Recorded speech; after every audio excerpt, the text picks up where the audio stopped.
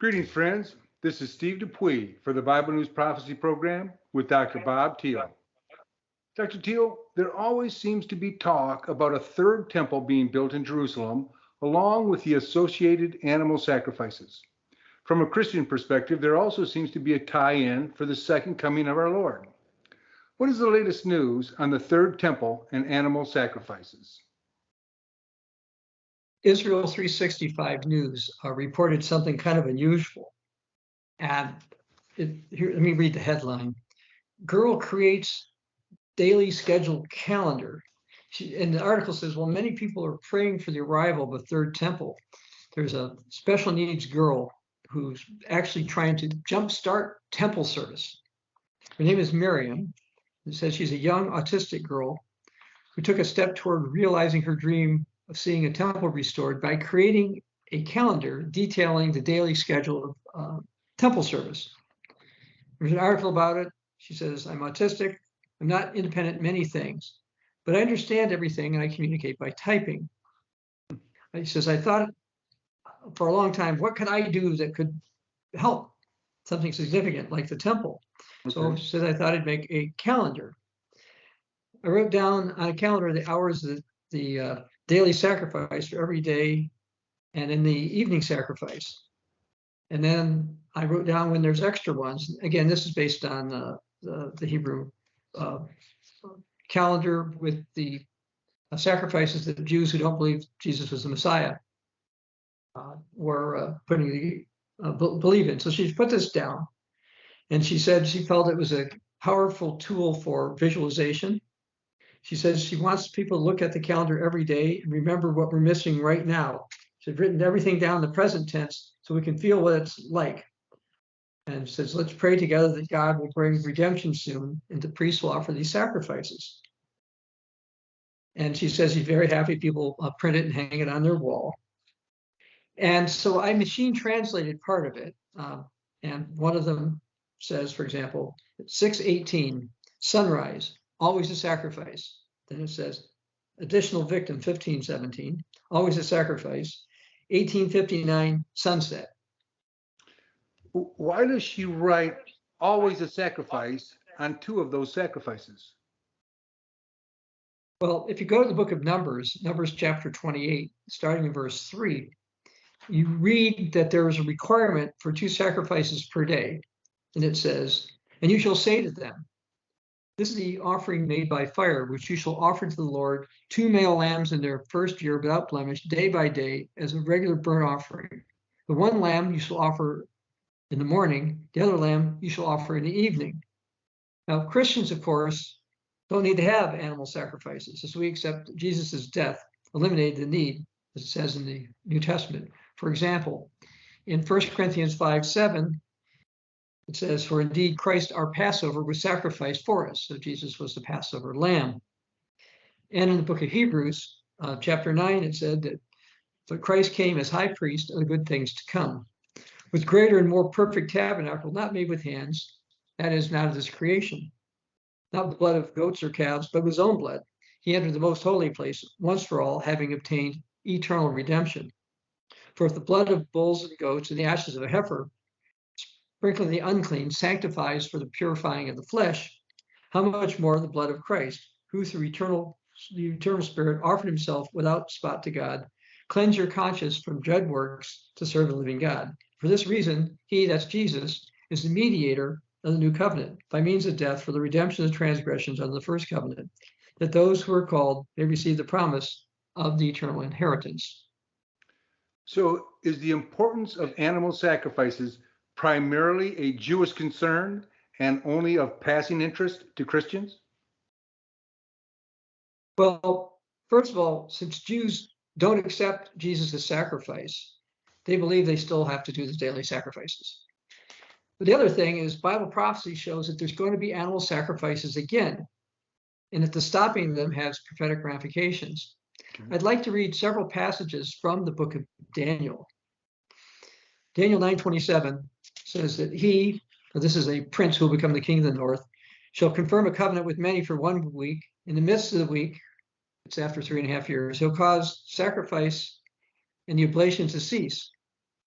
and for the overspreading of the abomination, he shall make it desolate, even to the consummation. It'll be determined to pour it on the desolate. So that's Daniel 9:27. 31, this person now has become the king of the north. It says, and arms shall stand on his part, and they shall pollute the sanctuary of strength. They shall take away the daily sacrifice and place there the abomination that makes desolate. And then one more time, Daniel 12, chapter 12, verse 11. And from the time the daily sacrifice is taken away, and the abomination of desolation is set up, shall be 1,290 days. 1,290 days until what?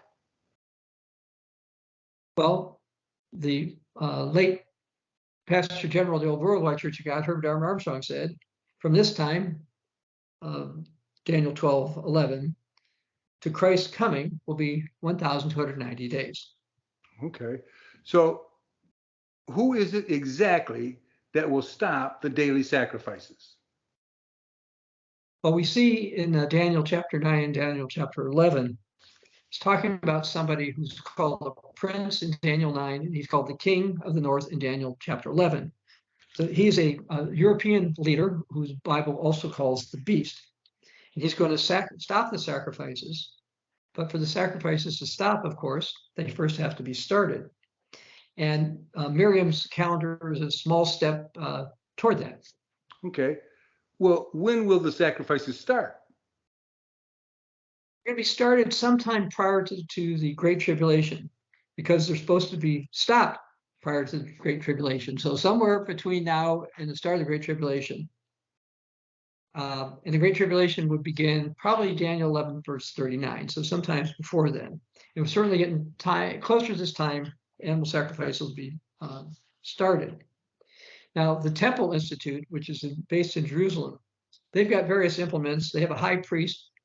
They've got red heifer candidates in order to be able to start. And they actually think that they may be able to sacrifice a red heifer, even though I read Hebrews 9, it says Christians don't need the ashes of a heifer. Mm-hmm. And they may actually do this as early as the spring of 2024. So then all they need to start is the third temple? No, not at all. They don't need a temple. Actually, I went and I visited the Temple Institute in Jerusalem back in October of 2013. And I was speaking with a man who was working for them. And I said, do you need a temple, a third temple, massive temple in order to sacrifice? He said, no.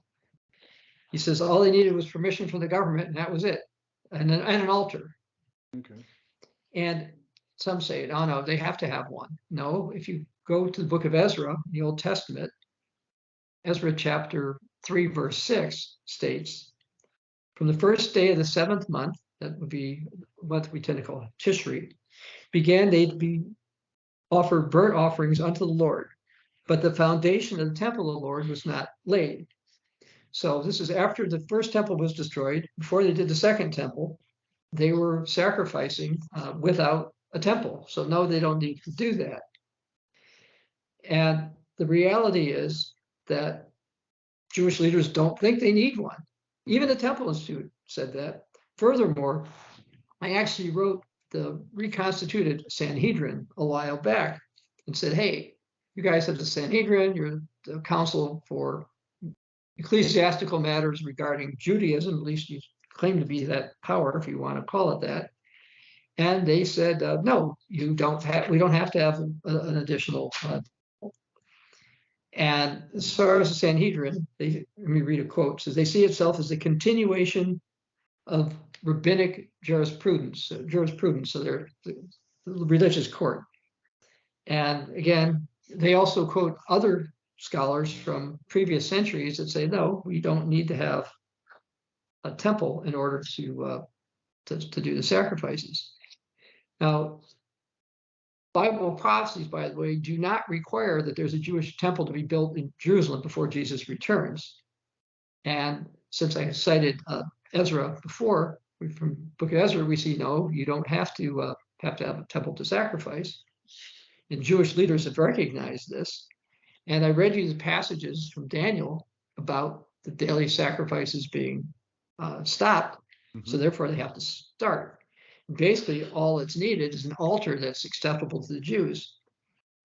And as far as an altar goes, the Sanhedrin officially dedicated one back on December 10th, 2018.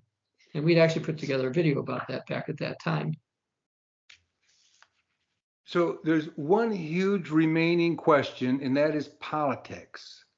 Do the politicians in Israel have anything to say about sacrifices? Well, this is kind of tricky. What Jews have done is they've gone to court and say, hey, do we have the right to sacrifice?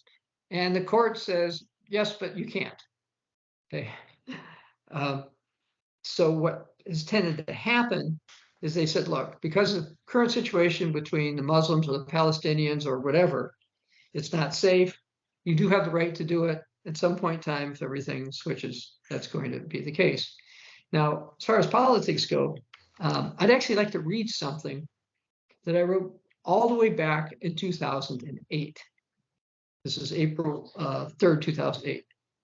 I wrote, because Israel has a parliamentary system of governance and is normally governed by a coalition of parties, I believe at some point in time, a coalition party that insists on animal sacrifice will become part of the top governance, and sacrifices will then begin. Though they may only last a very short period of time, but long enough for the king of the north in order to stop them, because we know that's what's going to happen.